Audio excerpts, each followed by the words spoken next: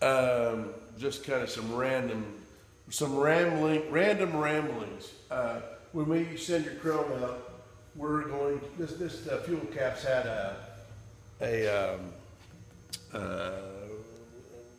it looks like a chain wrench or pipe wrench put on it. So we're going to buy a new fuel cap. I can buy a new fuel cap cheaper than we can repair this one and have it chromed. No reason to chrome one that's screwed up. Alan pointed out to me that we're definitely making the right move on the tank. We have a dog chain and it's rusted, so there's all kinds of rust in the tank, and definitely not, the cleaning out's not a good idea. This should be a brass chain and will be a brass chain when we get done. Be a brass chain. Okay, so let's take a look at the pictures of the inside. We got a real good first effort on the cleanup yesterday. All of the loose stuff is out. Matter of fact, it's very clean down here on the bottom. We've still got some flaking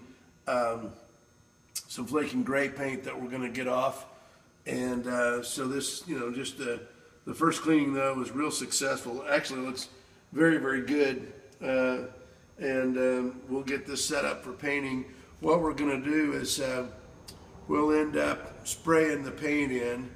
I do recommend using the Chris Craft Builds Coat. It's a red, and it has a lot of zinc in it. Rather than deviating, number one, I want to go with something original, so that if you were to show it or to try to sell it, people don't ding you because they're going to have to remove everything and paint the builds the right color. So anyway, we'll take care of that, and let me know if you're okay with using that. But that's what I recommend that we use, is to give you the most protection and give you the right color. All right. Let's see. As we came up to the gauges, oh yeah, and I got the note about how you're missing the cap on this, so we'll get that. The globe, and then there's a ring that holds the globe in place. We'll get those figured out for you. Let's see. Oh, the seats. You asked me if the seats are original, and as I look at this, I think these are. I'm pretty sure these are plywood. I'm pretty sure that's a fir plywood. That's probably not original. As we look at doing the interior. But if you want to keep them, that's certainly an option. But we can, in our research, we can figure out what was the right configuration, and then you can, with your upholsterer, you can choose if you want to, whether I'm your upholsterer or whether it's somebody else, you can choose what you want to do. On your water temperature gauge, the reason you couldn't get the fitting apart is that's not made to come apart. It's a ether capillary tube. Now, when we do the gauges, that's the most expensive gauge. It'll have a little bulb, and it goes in your engine, and it comes with the coil of tubing. It comes with that tubing all coiled up, and you got to put your gauge in and run your tubing down to your engine. So that was an original method. We can go electronic a little cheaper, and again, though, if you're going to show it, you won't want to do that. But you probably save $100 going electronic. Well, we got to buy a sender. Actually, it's probably about the same money either way you do it, because you got to buy a sender. I guess we'll go capillary tube.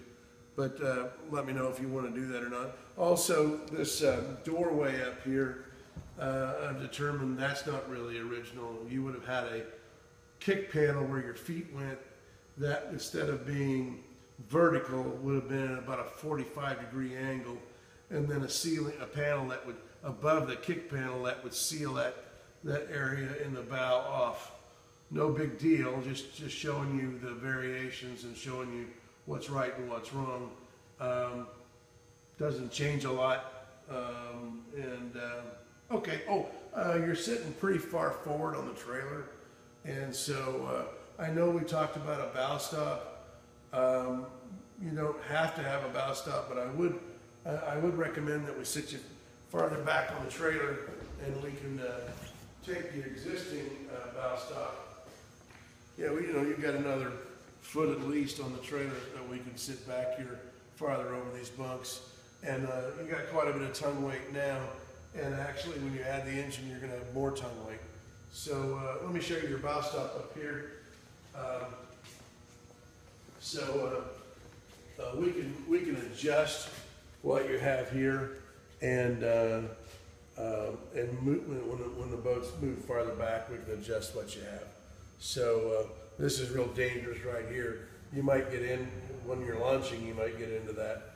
I don't know if you've seen our goalpost style bow stops, but that's what I'd recommend we do. They take about a day and about $100 worth of materials. So you know, it's between $600 and $700 for one of those, and they're big, like I call them goalposts. You know, the goalposts in football that come off of one pole have uprights that are off to the sides, and so your uprights would be off to these sides here, and they'd be very wide, about 10 inches wide, and actually eight and a half because of the 10-inch wide carpeting material.